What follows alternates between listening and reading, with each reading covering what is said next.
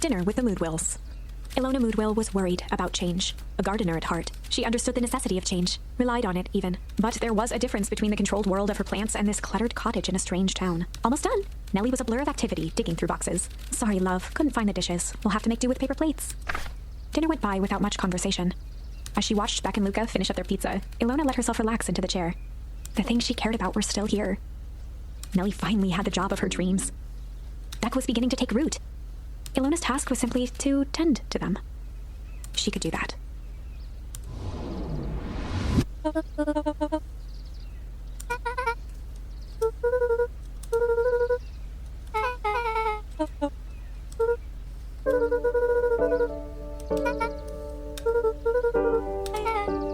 Luka's eyes were fixed to his plate, pushing a chunk of pineapple around with his finger.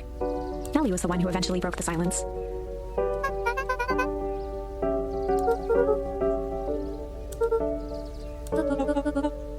Ilona nervously gestured toward the boxes.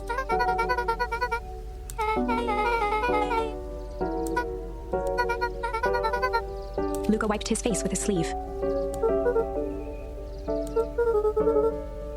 Beck gave Luka a swift kick under the table.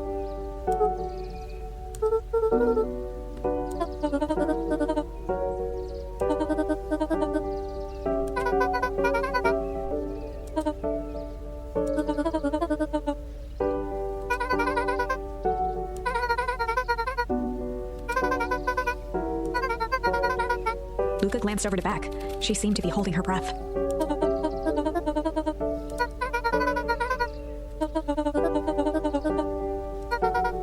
Beck slammed her fist into the table, perhaps harder than she intended. Luka glanced outside to gauge the time. The sky was darker than he expected, filled with ominous clouds.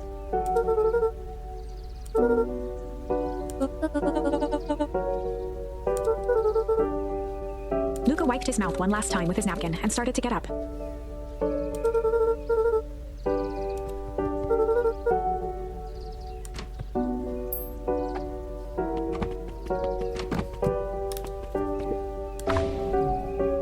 Surprised, Luka turned around. He knew Rolo could be prickly around new people, but Beck seemed cool. Rolo would warm up to her eventually. Probably.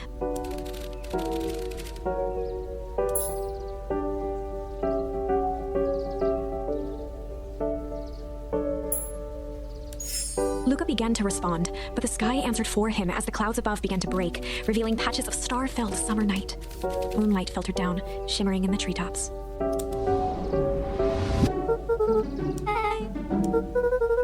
Luka stopped himself mid-sentence.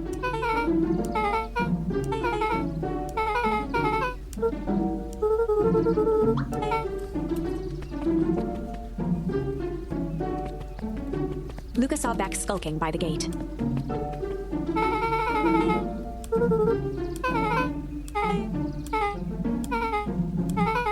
Beck grabbed the wrought iron bars and shook the gate.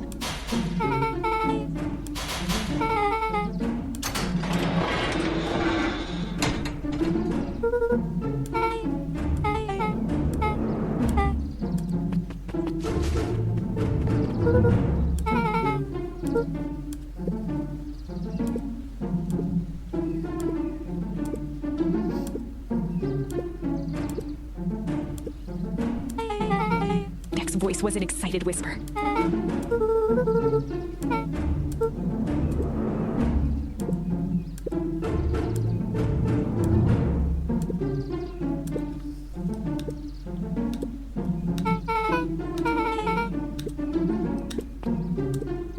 The mysterious figure retracted their mask, hair pushing out from all corners.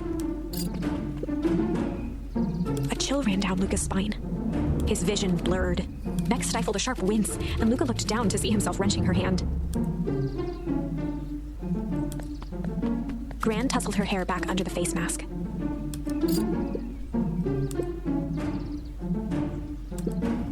Gran gave Eris a curt nod and disappeared into the night.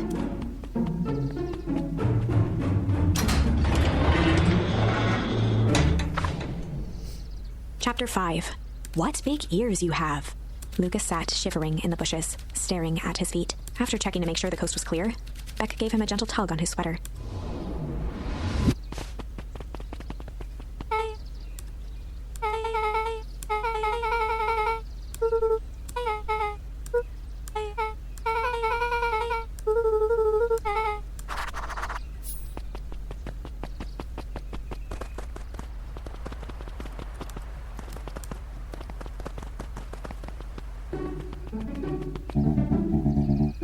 The clipboard finished writing with a scratchy flourish and looked up.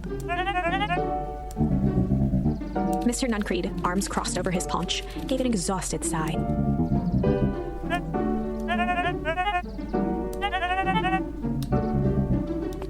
He snatched the pad and scribbled his name so hard the pen nearly snapped. The clipboards looked at each other for a moment, almost pondering the possibility, then broke into laughter as they walked away.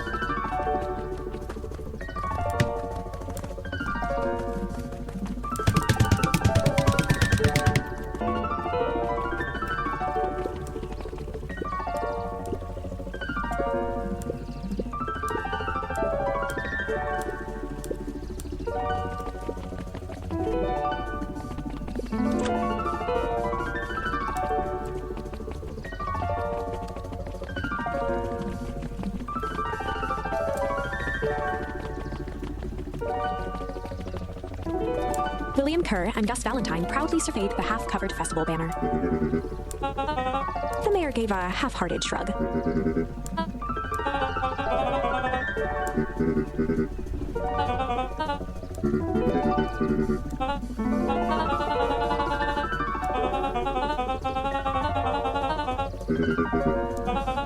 Kerr locked his arm on Gus's shoulder.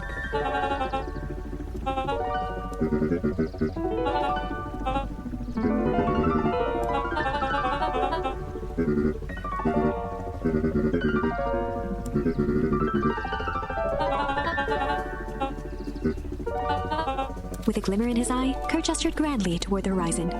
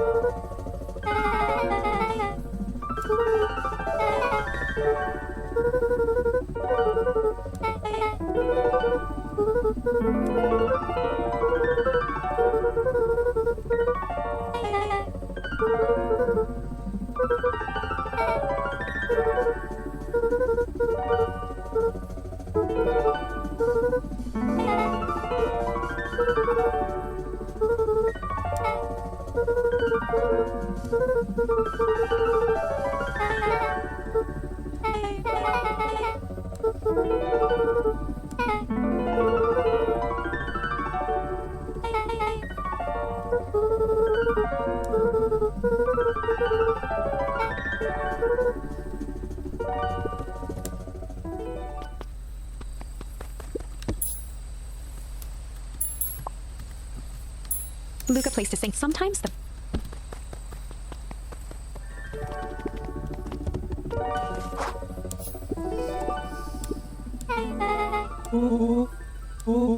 Rolo waggled his head with pride.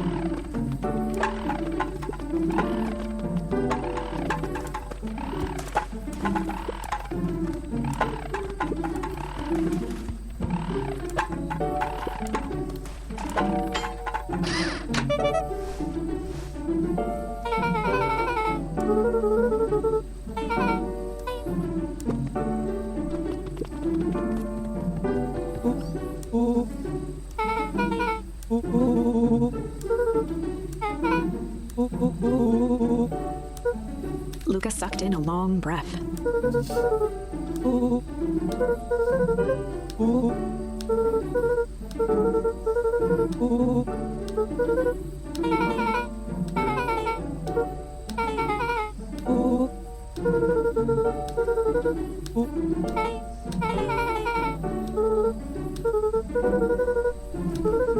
Rolo let out a low whistle.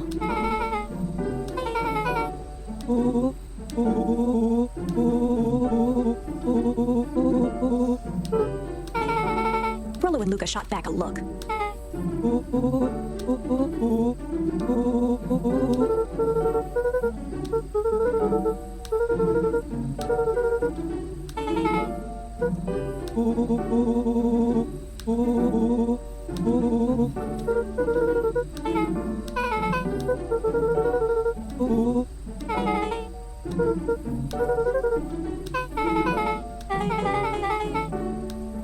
Luka gazed out the window.